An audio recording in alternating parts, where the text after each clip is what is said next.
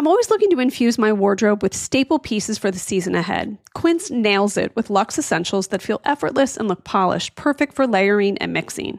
Think chic cashmere and cotton sweaters starting at just $40. Washable silk tops and classic denim pants. They're timeless styles that you'll keep coming back to. And the best part, everything with Quince is half the cost of similar brands. And by working directly with top artisans and cutting out the middlemen, Quince gives you luxury without the markup, and they only work with factories that use safe, ethical, and responsible manufacturing practices and premium fabrics and finishes. I just bought a beautiful black quilted bag for travel. I'm thinking airport bag for the next lacrosse tournament. You can elevate your fall wardrobe essentials with Quince. You can go to quince.com/KateCasey for free shipping on your order and 365-day returns. That's QUINCE.com/KateCasey to get free shipping and 365-day returns. Quince.com/KateCasey. Oh, hey. Hey, thanks for meeting me here on such short notice. This place isn't bugged, is it? Bugged? Wait, Jamie, what's going on? It's just, you're my only lawyer friend, and I need your professional opinion. Do you see that brand new Hyundai Tucson out there? Yeah? That's all I paid for it. I think I need to get back to you on that. Do you know what you want? Yeah, I do now. Deal's so right, it almost feels wrong. Get the car or SUV you've always wanted, plus America's best warranty at the Hyundai Getaway Sales Event. The guilt is real, but so is the savings. Listen, I don't want to get in your business, but if that's all she paid for it, I'll have what she's having. It's a great day for a new Hyundai at the Hyundai Getaway Sales Event going on now. Get 0% APR for 60 months, plus 0 payments for 90 days on all Hyundai Palisade, Santa Fe, and Santa Fe hybrid models. And check out our other great deals at your Hyundai dealer today. Offer ends September 2nd. Call 562-314-4603 for details. Welcome back for another episode of Reality Life with Kate Casey. Hope that you have had a great week. You guys, I have a great episode for you today. My guest today is Emily Simpson from Real Housewives of Orange County on Bravo. Always a trip when I talk to someone from this franchise since I live here. Grateful to talk to her too, because although she's been on the show for several seasons, this is the first time I've been able to really talk to her about her backstory. I really do believe that learning about someone's full life story gives us better context when we watch a reality show. It helps us understand their friendships, the way they fight, their marriages, the way they look at the world. Emily was born and raised in rural Ohio and without a father in her picture, shaping a resilient and independent spirit from a young age. She was the first in her family to attend college, earning her undergraduate degree from Miami University in Ohio, and later her law degree from University of Dayton School of Law. Before joining the show, she worked as a copyright attorney and occasionally as an event planner. She and her husband, Shane, married in 2009, and together they've got 3 children, daughter Annabelle and twin boys Luke and Keller. Now this season, Emily has opened up about her son's Arfid diagnosis. That is avoidant restrictive food intake disorder. It's a condition that affects his eating habits and nutritional intake, and it sheds light on a challenge that many families face, but very few understand. And you will hear her get quite emotional in the interview. And for all parents that are listening to this, will understand what it's like when you're navigating something difficult with your child. Emily and Shane's path to parenthood, though, included struggles with fertility and multiple miscarriages. After facing repeated heartbreak, Emily's sister, Sarah, generously offered to be a surrogate, carrying their twin sons to term in 2015. In our conversation, Emily candidly shares the highs and lows of that surrogacy journey. And I have to say, I was really touched by her openness and the depth of her gratitude toward her sister. I think it really sheds new light on the experience of having a surrogate. And then we also talk about the pressures of being on TV, how being under the microscope affects body image, and the way she's learned to navigate those challenges. So pretty heavy topics. She's extremely warm and open. And I hope that if you are someone who watches Real Housewives of Orange County, you feel like you get a better sense of who she is. And if you haven't been watching the season, it's a really good time to jump in. There is an episode this week that really kind of sheds light on what happens when someone shares a story that may or may not be true and how it could have detrimental effects on someone's life. So I have to tell you, it's an episode for you to watch, but you are really going to enjoy this conversation with Emily. And I wouldn't be shocked if you wrote me and said that you teared up halfway through it as well. Here's my interview with Emily. Emily, I'm so excited to have you. First time on the show, but I feel like I do see you time to time, but we've never had a chance for like a sit down. So I'm thrilled to have a chance to talk to you. Welcome to the show. Yeah, thank you. You know what? I'm excited to be here too. I will tell you, Shane has always said to me, you need to go on Kate Casey's podcast because I really like her and I like what she says about the show and like how she analyzes it. And he's like, she's very smart about what she says. You should really go on there. So anyway, so I'm glad to be here. Well, that's so sweet. I actually saw his parents like maybe 2 weeks ago. I was at Gulfstream. And they go there a lot. Yeah, I saw them there. Yeah. And your mother-in-law is so tiny. Oh, I know. Yeah. I mean, how tall is she? She's not even 5 feet. I think she's like 4'8" or something. That's what I was thinking. Yeah. Yeah. But what a handsome couple. And you can just tell that they love being together. It was kind of sweet. Yeah, they're such a good role model. And I feel like that's why Shane's just like a good dad, good husband. He just has such solid traditional values. But then you look at his parents, they've been together for over 50 years. I think it's like 52 years now or something. Wow. And was she born and raised here? No, so she was born in Iran. And so she lived in Iran until I believe she was in her 20s. And then she came to the United States. Yeah. Did she come during the revolution? I don't know exactly, but I think maybe that time frame would make sense. It was maybe like 68 or something like that. So is his cultural identity kind of a mix of things? Like did the Persian culture, was that celebrated when he was growing up? Yeah, I would say I consider Shane Persian. Okay. And that's because his mother is so Persian and holds so many, I mean, her first language is Farsi. All her friends speak Farsi. She still stumbles with English, which is so cute. And, they still do all the Persian traditions. And, so I would say, like, I consider Shane Persian because his mom is the matriarch and has such a, influence on the family. Everything revolves kind of around her and celebrating her culture. And so, yeah, I wish I could speak Farsi. Shane actually speaks Farsi pretty well and understands it pretty well because he grew up living with his mother's mother who didn't speak a word of English. And I love this. This is so cute about Shane. But when he was growing up, he actually shared a bedroom with his grandmother. So, yeah, they had like trundle beds. and they shared a room. So that's how he picked up Farsi because he was always communicating with his grandmother. So he seems very measured person. Like he doesn't really flip out, even when it annoys you because you want him to get fired up about something, but he just doesn't. Yeah, no, he never does. And that's good because I'm a flip out kind of person, and it's nice to have that calm all the time in our house. Like he doesn't have strong emotions either way, but he's just like that steady rock all the time. So it's good because I need that. If I was married to someone that flipped out, it would probably be awful. That could be difficult. Right. So you're from Ohio, girl Yes. after my own heart, East Coaster myself.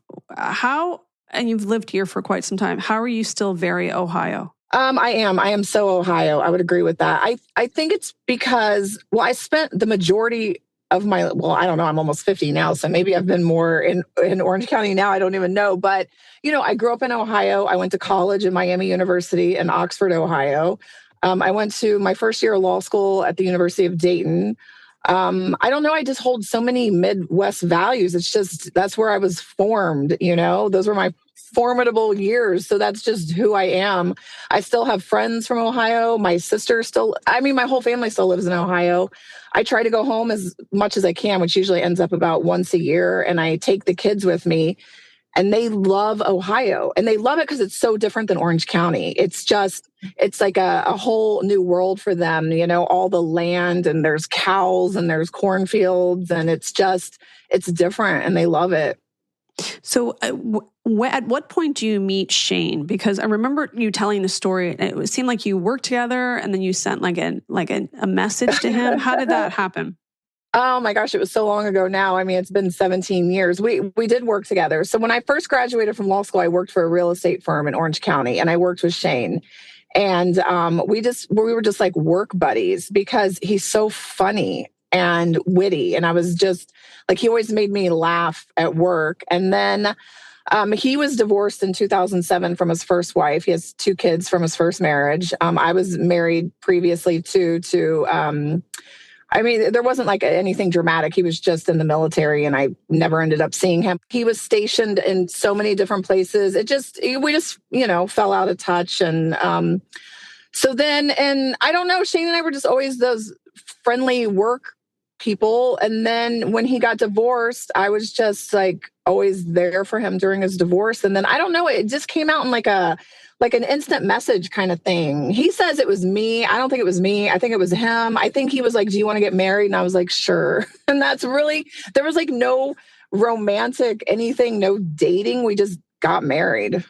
And I don't know. That was 17 years ago. So. Well, do you think that the reason why it works then is it really was a relationship that was founded on friendship? Yeah, I do believe that. Absolutely. I was attracted to Shane because he's so smart and witty, and he just makes me laugh. So I was attracted to his personality, and he was a good dad. And that was huge for me because I got to see him be a dad because he had, 2 kids from his first marriage. So I saw how he parented his daughters and how he always wanted to be in their life and how he was like very invested in them and spending time with them. And, I didn't have a dad growing up. I don't even know what that relationship is like at all. Like a father-daughter relationship is something I will never know what that's like. So, he checked all the boxes as far as what I wanted for long term, someone I would want to have children with, someone I'd want to share my life with. So. Well, it is romantic when you see someone who really is devoted to their children. Yeah, absolutely. And that was just such a huge want or need for me because I didn't want to have my children have the same cycle that I did. And now I just, I get to see my daughter have a relationship with Shane. And the only thing I feel so happy that she's able to have that. And sometimes it's, I almost feel a little jealous because I'm like, I will never know what that feels like. But she does. She calls him 8 million times a day. He does everything for her. I just took the boys on a cruise. It was just the boys and me, and Annabelle stayed home with Shane. They went to concerts together. They went to lunch together. They did all these fun things together, and it's so nice for her to be able to experience that.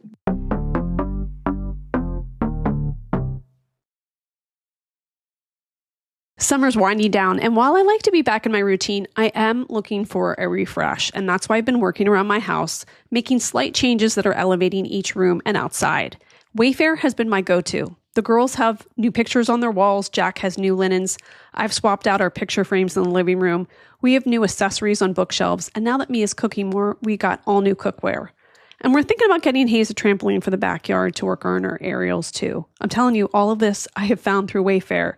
Our house style is coastal. There are infinite options that make me feel like I'm steps away from the sand.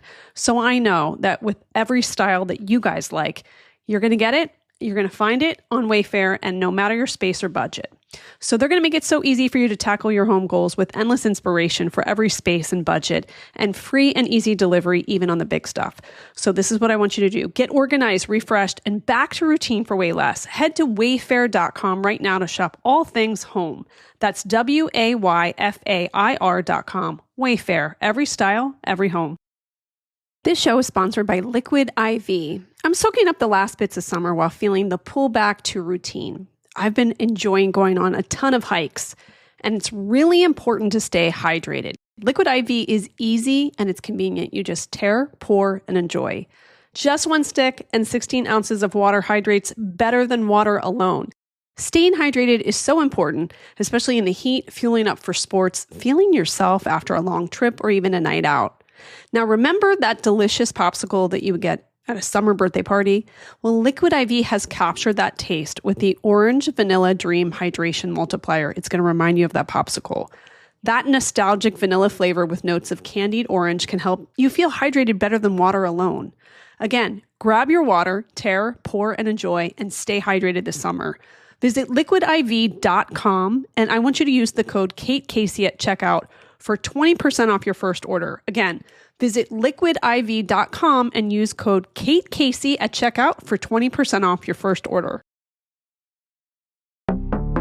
Well, I think, and I relate to that because I didn't have a father either, that when you become a parent, there are so many holes that get filled because you love your child and you love the family that you've created, but it does kind of rip new ones open because you're confronted what you may have lacked.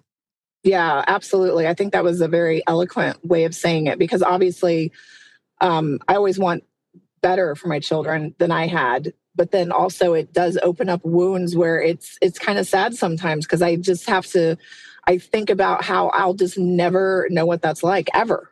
Mm-hmm. Well, another thing that I've really loved is the fact that you were really open about fertility issues. And after repeated heartbreak that your sister had been a surrogate, and you had said that surrogacy can sometimes be misunderstood, that even though it was a joyful solution for your family, that it was emotionally complex and not the easy path people might assume. What were some of the parts of that journey that people might not see or understand? Well, before my sister agreed to be a surrogate, I went through 5 years of basically hell. I mean, I don't even know what other word to use besides hell. I mean, I was devastated for 5 years over and over and over. And it was just miscarriage after test after, not really knowing because the tests don't really show anything. And then, that high and low of like getting pregnant, then losing it, and then waiting the 3 or 4 months, and then getting pregnant again, then losing it again. I went through 5 years of that, of those ups and downs. And it was, I wouldn't wish that on my worst enemy, just the emotional drain. Also it was hard too. And this is just an honest evaluation of it. Shane has 2 kids from his first marriage. So it was so hard sometimes. I would have a miscarriage and then literally they would come for the weekend and then trying to deal with that emotionally, but then also have to have, his kids come and he has to be a dad to them, but I really need him to let me grieve. And it was so much that I dealt with for 5 years. So finally, when my sister agreed to be a surrogate, it was amazing. And I'm so glad that she was able to do that. And my 3 children are beautiful and I owe it all to her. But I mean, I had to go through a lot to get to that point. And then, again, like we were talking about how I'll never know what it was like to have a dad. I don't really know what it's like to carry a child either. I was never able to do that. So, but the end result, my 3 children, when I look at them, the amount of love I feel is just, I guess, honestly, it doesn't matter that I wasn't able to carry them. But I worried about that. I mean, that was a legitimate worry I had when my sister was pregnant I remember worrying, what if they hand me this baby in the hospital and I don't feel a connection because I didn't have 9 months of, that bonding time. And that concerned me. I remember worrying about it, thinking about it at night. But then when they handed me Annabelle, I tell you, I just melted. I just melted. Yeah. Well, the other thing that I've loved so much about you, and I know that I've sent notes to you about this because it's really meant, is your openness about body image. And listen, it is not an easy thing to be a woman in the media. And we live in a place where I explain this to people and they think I'm insane, but it's true. It would not be unusual to go into a store and you're looking for pants and it's like size 23 and 24. Everywhere else in the country, people will say that sounds insane, and it is insane. On top of that, you're on TV, and it's a powerful thing to share body image, especially as a woman who has a life well lived. And being under the microscope that you're under, has being so public about it changed the way that you actually feel about yourself? And do you think that that openness has changed the way other women watching see themselves too? I would say, from my perspective, being so open about it, I think maybe I've allowed people to comment, because a lot of people will say things like, well, now you're fat again, or you know what I mean? And then I feel like it's because I've been open about it and I've talked about it that people think it's okay for them to then consistently comment on and you know what? I'm almost 50 years old. I'm going to be 50 years old in 5 months. I fluctuate. I get thin sometimes when I'm really dedicated and I go to the gym every day and I'm really working out. And then, you know what? When I was going through everything with Luke, which we're still going through, I gained probably 15 pounds. I don't know. I can't help it. I was stressed out. I wasn't going to the gym. I was trying to take care of my kid. So I feel as if maybe the only detrimental thing to me about being so open is that I've allowed the conversation to just be. I think people just feel like it's okay to comment on what I look like all the time. And I get DMs. I wish sometimes I just want to screenshot all the DMs I get and just post them, because it is insane what people think is okay to say to another woman. I mean, it's so bizarre to me. However, I guess with that, I don't regret being so open about it, because I would say the amount of comments or other DMs I get from women that say, thank you for being so open. You've inspired me. I feel better about myself. It's nice to see someone on TV that's not super skinny. I feel like you represent, the average woman. And, it's things like that that make me think, well, it's good to have the conversation. I'll take the hits because it opens the door for other women to feel inspired or to feel, normal. And I don't know what I mean by normal, but you know what I'm saying, that to look at someone on TV and think, she doesn't look like everyone else in Orange County, and that's okay because her husband's attracted to her and her kids love her and she's educated and she's done all these things. It's like, your dress size doesn't define your success or who you are. Also, I think we all need to be much more kinder to one another, because I don't know a woman who doesn't at some point feel frustrated, upset, discouraged by something having to do with body image. And it doesn't do anything to help any of us move the needle forward when we're not kind to ourselves and to each other. No, not at all. And I try to really, when I am on social media, to go out of my way to comment kind things on other women's Instagram, because I just know how unkind most people are on social media. So I just try to go out of my way to be like, you look amazing. I love that dress. Like fire emojis. Oh my God, what if we could start a movement that like one day a year, you can't post anything that's negative. Everything has to be positive, and you have to comment on a stranger's like Instagram. Yeah. I mean, I would love that movement. That's a good movement. Like you have to say something kind to every woman when you're scrolling. So yeah. Well, let's talk about the diagnosis. The season you open up about your son's diagnosis, and something so many parents did not even know exists. What made you decide to share that on camera, and what do you hope viewers take away from seeing that part of your family's life? Well, I feel like it was so intense when we first started filming with everything with Luke that I really only had two choices. I either had to step away from the show, or I had to talk about it, because there wasn't a way for me to film the show and cover it up. It was just, I mean, they're going to come into my home with cameras, and I remember just multiple times being out filming something with Gina or with Shannon, and Luke calling me and texting me repeatedly where I had to step away. And so it was really a choice of either I have to be honest and upfront about what's going on, because I can't hide this. I mean, I'm crying and I'm upset and I'm having these conversations with Shane, or I have to step away and just not do it at all. And I had a conversation with Shane about possibly stepping away and just saying, I just can't do this year.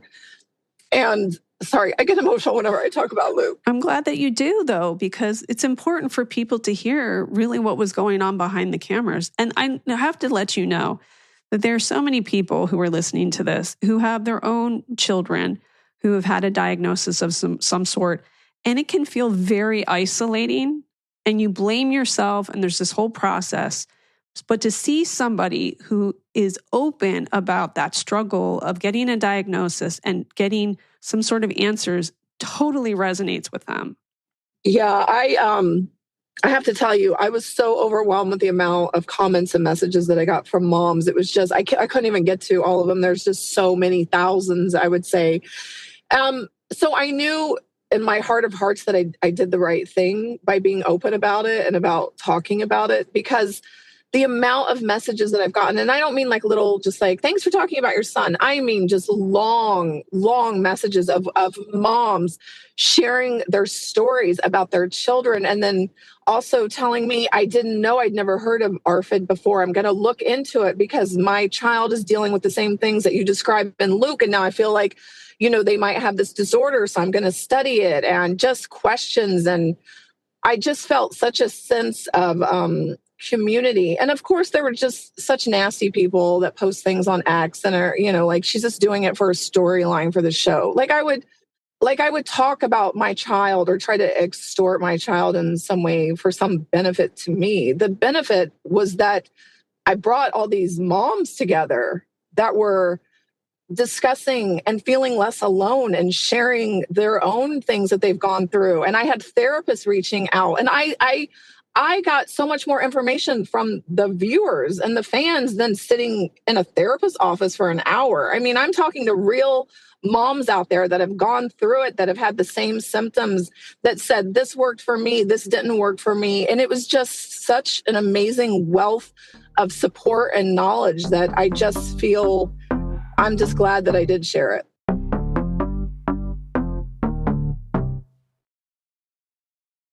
Searching for a romantic summer getaway? Escape with Rich Girl Summer, the new Audible original from Lily Chu. The exquisitely talented Philippa Sue, returning to narrate her 5th Lily Chu title. This time, Philippa is joined by her real-life husband, Stephen Pasquale. Set in Toronto's wealthy cottage country, aka the Hamptons of Canada, Rich Girl Summer follows the story of Valerie, a down-on-her-luck event planner posing as a socialite's long-lost daughter, while piecing together the secrets surrounding a mysterious family and falling deeper and deeper in love with the impossibly hard-to-read and infuriatingly handsome family assistant, Nico. Caught between pretending to belong and unexpectedly finding where she truly fits in, Valerie learns her summer is about to get far more complicated than she ever planned. She's in over her head and head over heels. Listen to Rich Girl Summer now on Audible. Go to audible.com/richgirlsummer.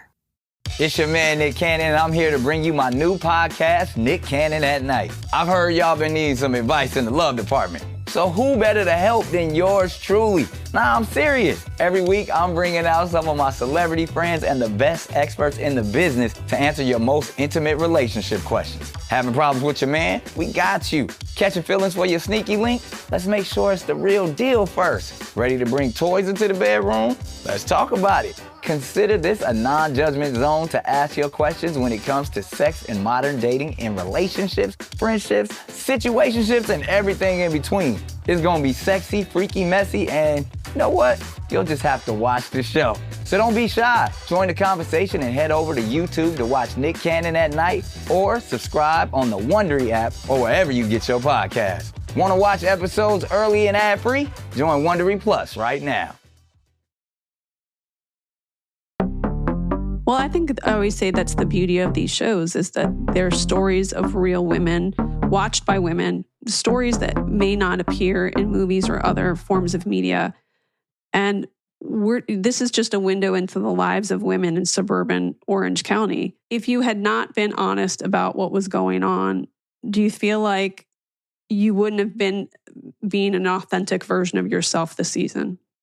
Yeah, absolutely. Because I feel like I would have been, filming the show with the other women, and I would have been emotional, but people wouldn't have understood why. I would have been upset and people wouldn't have understood why. I might have been withdrawn when we were, on a cast trip, and people wouldn't understand. I might have had to step away to talk to Luke, and people don't understand what I'm doing and they think I'm being rude or something. I realized that I had to just be honest and open, because it was affecting my emotional state. It was affecting my moods. It was affecting my relationship with Shane. It was affecting our marriage. It was affecting my parenting. It was affecting every aspect of my life. So if I wasn't talking about it, then my behavior probably didn't make sense. So, so that's why I just decided I just have to be honest and just share this and be authentic about it and hope that the benefits outweigh the risks, because obviously I worry about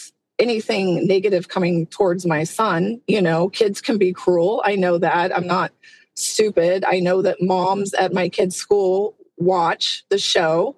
I know that they could have a conversation that their child overhears and then they go to school and say something to my son. You know, those are things that I worry about. But my hope is that the parents, the moms, the community, the people talking, do it in a way where they teach their kids to be kind. Absolutely. Mm-hmm. And maybe, sorry, I get so emotional when I talk about my kids. I'm so sorry. But I thought, I would be worried if you didn't be, if you weren't emotional. I just thought, you know what? Maybe what this is doing is, if there's moms want to talk about it, maybe they can talk about it in a way with their kids where they're like, you know, not all kids are the same. Not all kids learn the same way. Not all kids fit into school. Not all kids are, you know, the social kids that have lots of friends. So if it opens up conversations about kindness and being kind to all different types of kids, and the kid sitting alone at lunch and the kid that doesn't have a lot of friends, then I hope that's what happens. Oh, I'm certain that's what's going to happen. Yeah, because like you said, there's so many people who didn't know what that meant. I had met a parent before who had a daughter with ADHD who shared this with me a couple years ago. That was the first I had heard about it. So when you mentioned it, I was reminded of that family. And that family has kids that are super successful. They're both in college now. And I mean, I think that that's the point of these shows. I mean, women really are the best. The way that we can rally and get information. You want to get something done, you give it to a woman who's got a couple kids. Am I wrong? Yeah, I agree. I've always said that because, you know, Shane and I do the legal podcast. And I've said, you know, forget the investigators. Like, just hand these case files over to like a group of 5 moms. Truly. Like, we will find Amy Bradley. Like, just exactly. Like we could get stuff done. And so, you know, and so many women have shared stories with me on Instagram, and I try to read all of them as much as I can, but so many stories of inspiration about their kids. Like, my kid was like that when they were younger, and we did this and they got therapy. And I just want you to know he's in college now and he's doing well and he's so smart and he has a girlfriend, and, you know, just all these stories of hope and inspiration. So I truly just appreciate. To me, that's what doing this show is about. It's about those type of women, when you can connect and you can share and you can inspire. And then it's just like you have to drown out all that other noise on X or, you know, all the people that just want to make it something negative and salacious. And you just have to drown all that out. Is there anything about yourself that you feel like cameras don't get to capture, or that people misunderstand about you? Well, I would say, I think a lot of times people are like, oh, she's mean. I would never say that I'm a mean person. I've had the same long-term friendships with women for years and years and years. I think I'm very loyal. I think I'm very, you know, a good, solid person.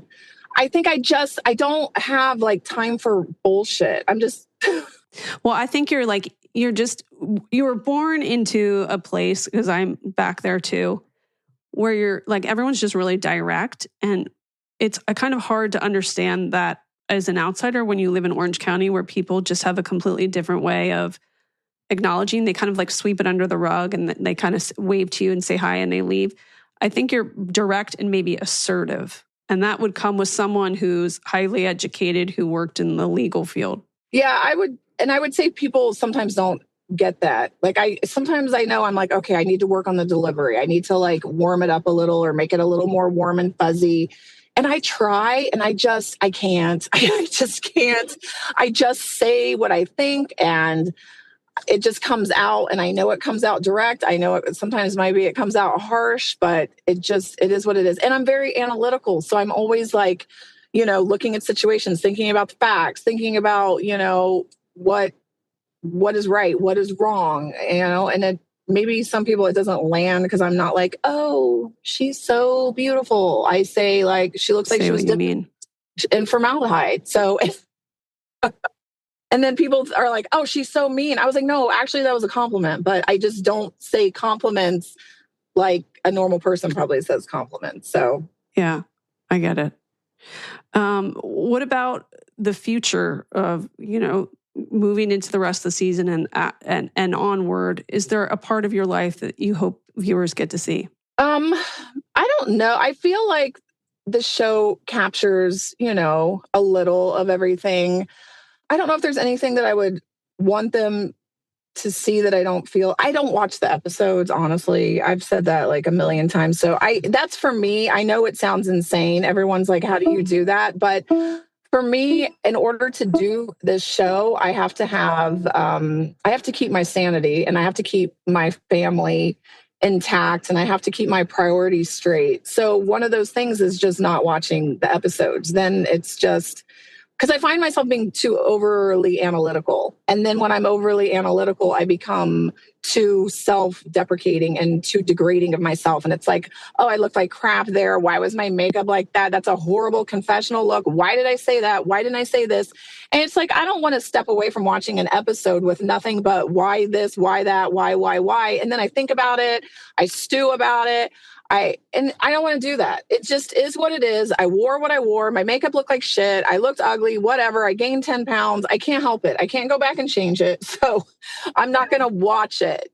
And then I feel like that's just a boundary that I have to try so I don't invest too much of my time and energy into it. Well, that's the beauty of getting older, because you know where your energy is better served. Right. And that's a good way of saying it. It's like, I want to save that time and energy for my kids and family, and not thinking about why I wore that outfit or why I said what I said, because I can't change it. So, well, tell everybody about your podcast with Shane. So Shane and I started a legal podcast about 6 months ago. And I think originally the whole plan was to just do kind of like true crime, but everything in this pop culture world has been so legally based lately. It was like, it was the Karen Reed trial, which was so interesting, and the Blake Lively and Justin Baldoni. And a lot of people didn't understand that. And so I pulled all the legal documents, actually read everything. And then we were just doing podcasts talking about things like that, breaking it down, making it simple to understand, giving opinions. And then I realized that with Shane as a co-host, it just really worked because there was just that natural banter between a husband and wife. And he's funny. He's very, very funny, and he's very witty. So I've had so much positive feedback on this podcast that's just like, thank you for explaining things. Thank you for making it entertaining. And Shane cracks me up. It's just, so it's been great. We're moving over. We were under 2 T's because I'm a housewife. So I think they felt like they should just kind of put me there. I think they didn't think the true crime kind of thing would work. So they were like, we'll just throw you over here. But it's done really well. So we're just going to kind of move over to our own feed and build from there. So yeah, it's done really well. A lot of positive feedback. And so it's been great. And I actually enjoy doing that because I put so much time and research into it. And then better your style. Yeah, it is. And it's like, that's where my true enjoyment comes from. And I guess maybe when you asked if there's things that people don't know about me, I'm intellectual. I'm a nerd. I would read legal documents all day long and be perfectly entertained. And so for me to do this legal podcast, it feels like myself. It feels like what I enjoy doing, what I enjoy talking about. I love the research part of it. I love the law. I'm a dork. I'm nerdy. Well, we all love it though. I'm so grateful for your time. Where can people follow you? Well, I'm on Instagram. I think it's RHOC_ Emily Simpson, which when I get fired, clearly I'll have to change that, but we'll just see what happens with that. And then if you haven't listened to Legally Brunette, I would love for you guys to listen to it. I don't know where it's at. You can find it on 2 T's, so you can go to the 2 T's feed. It's with iHeart and you can find it there. But Anyway, yeah, that's really it. I don't go on X. I feel like that's a whole dark world that I don't even want to like You're fine. step my toe into. So, and I try to I just stay on my own Instagram. That's my own virtual reality. That's my own little house. I stay there because I would say 90% of the people that come there are kind. So I like to just live there. I don't live anywhere else. I don't read comments. If I see myself, I skip it really fast. Well, maybe like as we leave, we should encourage everybody today, when you're listening, you need to write on 10 strangers' social media accounts something positive today. Yeah, tell a woman something positive. Tell her she looks pretty. Tell her you like her hair. Tell her you like her dress. Say something kind to some woman on Instagram, because then maybe we can combat all the hate that's out there on social media. Thank you so much. All right, thanks, Kate.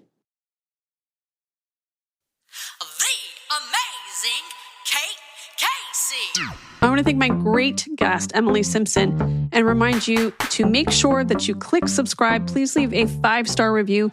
I would love for you to join the Facebook group Reality Life with Kate Casey. I would love to hear what you thought about today's episode. You can get my list of what to watch every week in unscripted TV by going to katecasey.substack.com. And also, you can get bonus episodes, and I don't want you to miss out on that. You can get them by going to Apple Podcast or Patreon at patreon.com/KKC. And please follow me on social media. I'm on Instagram at KKCCA, TikTok, it's KKC, and Twitter, Threads, and Blue Sky at KKC. Check back tomorrow for an all-new Can't Miss Saturday series episode.